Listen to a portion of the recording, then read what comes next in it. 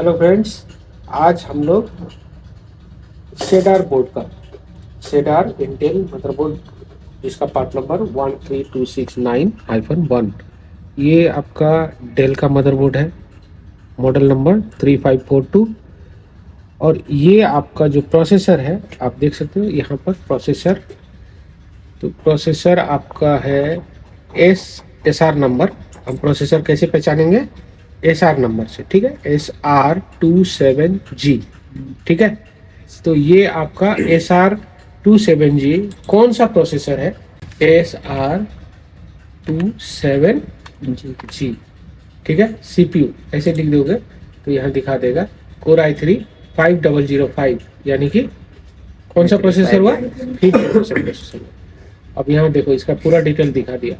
3 MB cache memory है ना, 15 वाट TDP, HD graphics 5500, ठीक है।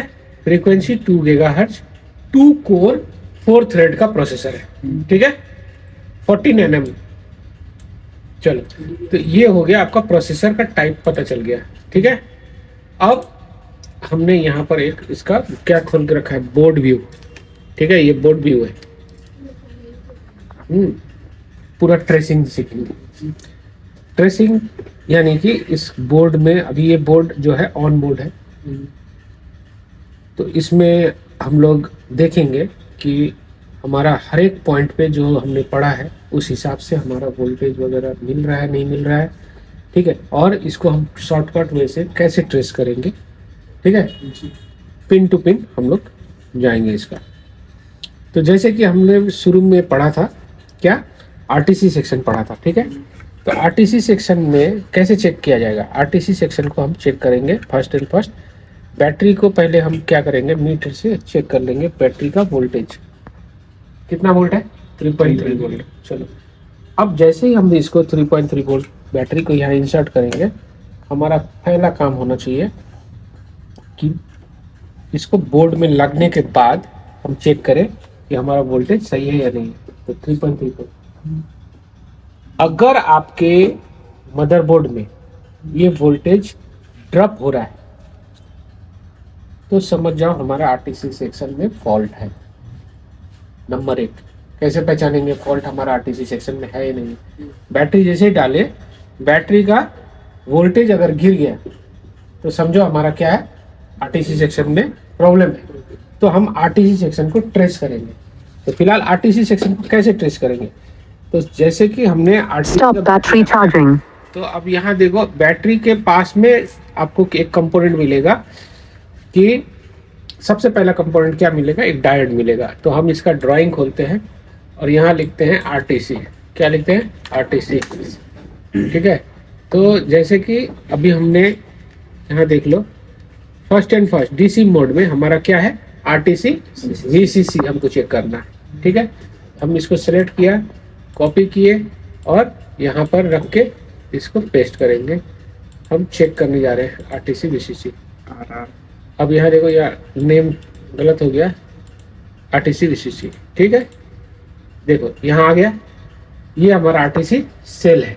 क्या है ये हमारा RTC सेल है, ठीक है। और RTC सेल से हमारा पहला पावर निकलता है, राइट।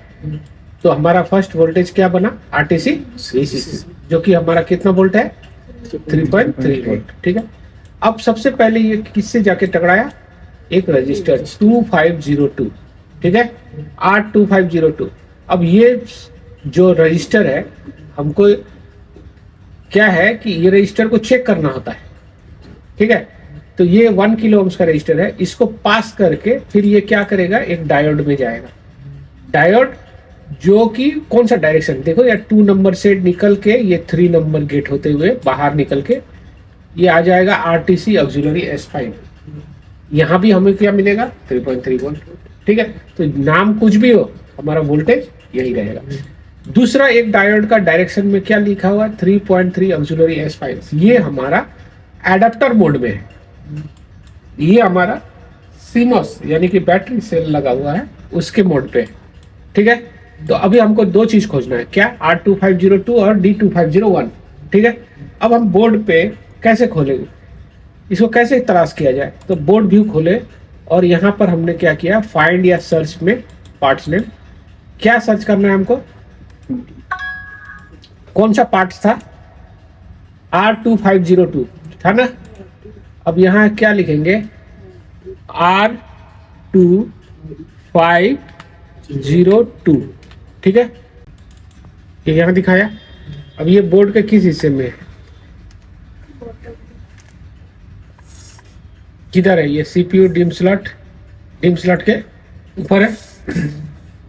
चलो बोर्ड ऐसा है ना, ये देखो बोर्ड ऐसे रखे है ना, और डिम स्लॉट के यहाँ पर है। तो यहाँ देखो, अब ये डिम स्लॉट के यहाँ पर हमको मिल गया, क्या मिला, R2502। ऐसे करके हम सर्च करेंगे।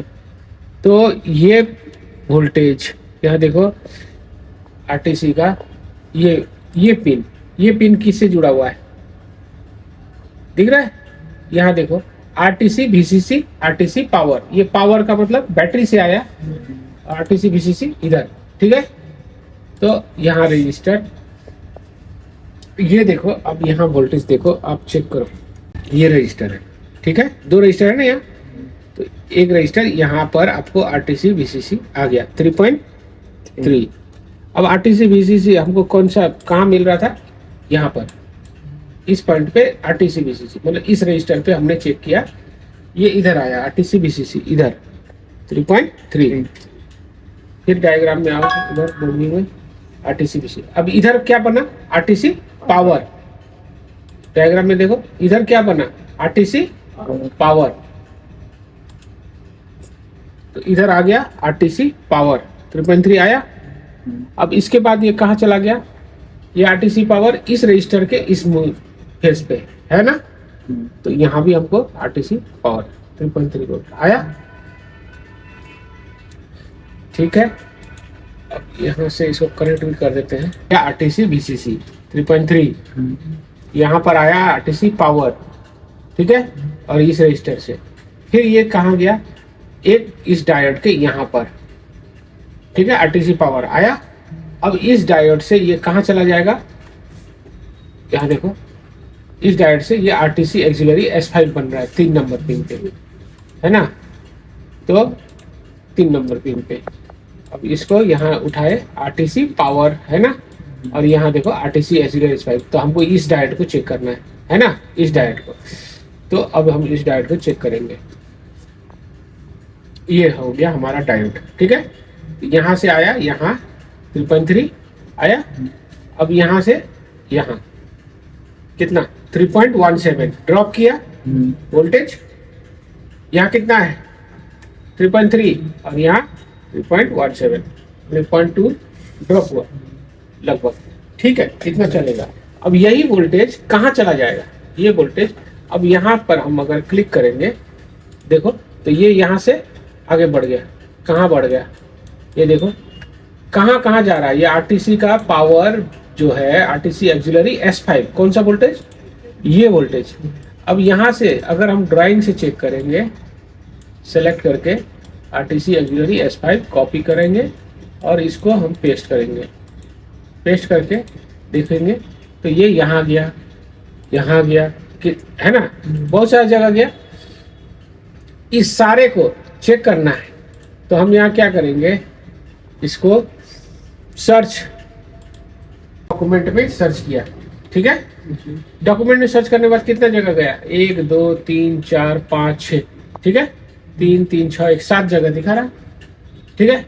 अब यही चीज हमको बोर्ड व्यू क्या बताया, यहाँ से देखो सारा वायरिंग कनेक्शन में ये दिखा रहा है कि कहाँ कहाँ जा रहा है। तो ये देखो, ये सीधी RTC S5 एक CPU के अंदर भी जा रहा है। अगर यहाँ देखो, अगर इस लाइन में शॉर्टिंग आ गया, मतलब तुम्हारा वोल्टेज ड्रॉप किया, तो समझ जाओ RTC का वोल्टेज ड्रॉप करने के बाद ये कहाँ जा रहा है, तो ये वोल्टेज, एक वोल्टेज CPU के अंदर भी जा रहा है। तो एक कारण बन सकता है कि अगर CPU खराब हो तो भी तुम्हारा वोल्टेज क्या होगा, RTC का ड्रॉप कर सकता है।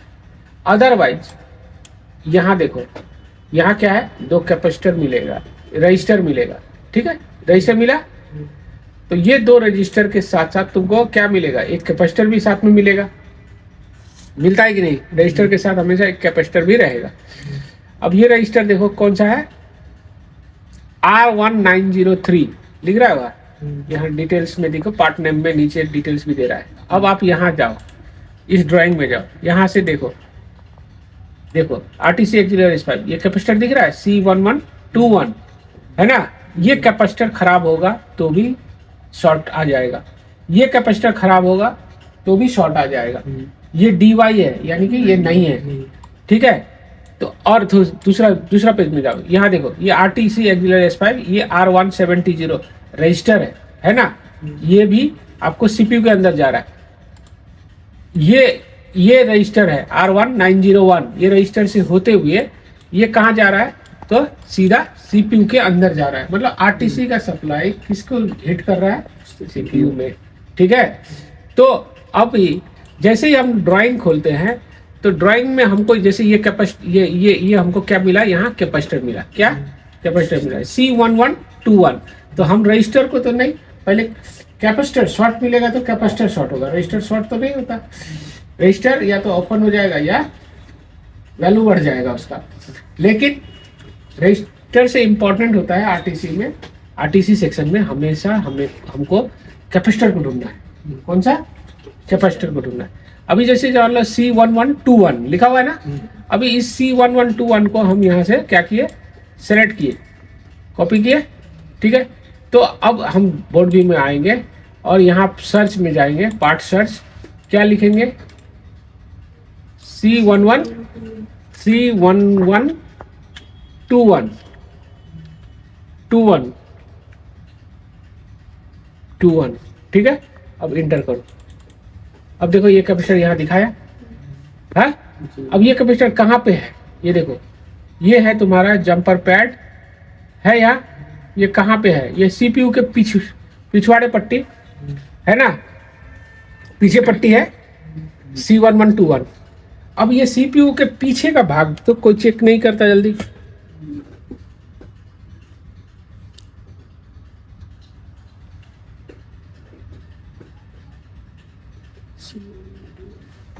यहाँ देखो दिख रहा है सी, अब ये देखो C1121 लिखा है। तो ये कैपेसिटर ये है, ये देखो यहाँ पर कैसा मिल रहा है, यही है ना। ये रजिस्टर है, यहाँ देखो बोर्ड व्यू में देखो, ये रजिस्टर है, रजिस्टर के बगल में ऐसे करके कैपेसिटर है। जैसा बोर्ड में दिखेगा वैसे बोर्ड व्यू में दिखेगा। तो अभी ये कैपेसिटर मान लो, ये तो देख रहे हो कैसे जंग पड़ रहा है, ये आज ना कल खराब हो ही जाएगा, ठीक है। यह देखो कैसा जंग लग जाता है। तो जो मेनली खराब होता है इसमें यही खराब होता है, ठीक है, और यही शॉर्ट हो जाता है। अभी देखो इसको हम कंटिन्यूटी रेंज में रखें और यहाँ चेक करते हैं, ठीक है। अभी ओवरलोड मतलब ये ठीक है। अगर ये शॉर्ट दिखाया तो नहीं ऐसा दिखाया तो क्या होगा, खराब हो जाएगा। अभी ये देखो पैड है, यहाँ पैड दिख रहा है, ये पैड में जंग लग जाता है तो भी खराब हो जाता है। इसलिए ये पैड को भी क्लीन करके रखना है हमेशा। उसके बाद इससे भी जो है ना पैड में जंग लग जाएगा तो फिर लैपटॉप ऑन ऑफ होना चालू हो जाएगा, ऑन नहीं होगा, बहुत तरह का प्रॉब्लम है। ये पैड को भी क्लीन रखना। साथ ही साथ ये कैपेसिटर देख रहे हो, ये दो ठो, ये कौन सा कैपेसिटर है C2136 है ना, और C1901 ये जो है C1901 एंड वो C1902, ठीक है। ये दोनों कैपेसिटर को भी एकदम बारीकी से चेक करना है। या देखो क्या लिखा है C1901 C1902। अभी देखो इसमें कौन सा सप्लाई है, वही सप्लाई होगा। देखो SRTC रीसेट, RTC रीसेट, ये हमारा दूसरा चेक पॉइंट है, RTC का दूसरा चेक पॉइंट है SRTC रीसेट, RTC रीसेट, ठीक है। तो ये जो है ये जंपर पैड हमारा ये वही दिखा रहा है, ये पैड में भी हमारा वोल्टेज आना, ठीक है। तो अभी हमारा दूसरा चेक पॉइंट क्या है RTC का, RTC रीसेट, SRTC रीसेट, ये दोनों चेक पॉइंट को चेक करना है। यहाँ पर कितना वोल्टेज मिलेगा, यहाँ पर 3.3 यानी कि 3.17 जो मिला, यहाँ भी 3.17, ठीक ठीक है। तो ये चीज हमारा इंपॉर्टेंट है, ये हमको चेक करना है। अगर आरटीसी में किसी तरह का शॉर्टिंग हुआ तो यही कैपेसिटर सबको ढूंढ ढूंढ के हटाना है, तभी जाके प्रॉब्लम सॉल्व होगा। ठीक है, तो ये आपने देखा कि कैसे हम लोग ने आरटीसी सर्किट को ट्रेस किया with the help of board view और मदरबोर्ड का इमेज लेके और पीडीएफ से, ड्राइंग से, और हमने आरटीसी को अभी कंप्लीट चेक किया। इसी तरह से आपको चेक करना, अगर आरटीसी का वोल्टेज ड्रॉप होता है, बैटरी का वोल्टेज ड्रॉप होता है, तो यही कैपेसिटर सब ढूंढ ढूंढ के आपको बोर्ड में ओके करना है, तभी जाके आपका आरटीसी शॉर्टिंग हटेगा। और आपने ये भी देखा कि क्या देखा, आरटीसी एक्सिलरी S5 का लाइन किसको गया था, सीपीयू को गया था ना। तो ध्यान रखना बेटा, सीपीयू भी खराब होगा, वो निकल सकता है। जब आपका सारा कैपेसिटर हटाने के बाद अगर आपका बोर्ड ऑन ना हो तो समझ जाइए सीपीयू गया, आरटीसी सेक्शन खत्म। ठीक है, तो आरटीसी का फॉल्ट पे सीपीयू का फॉल्ट भी आता है। ओके।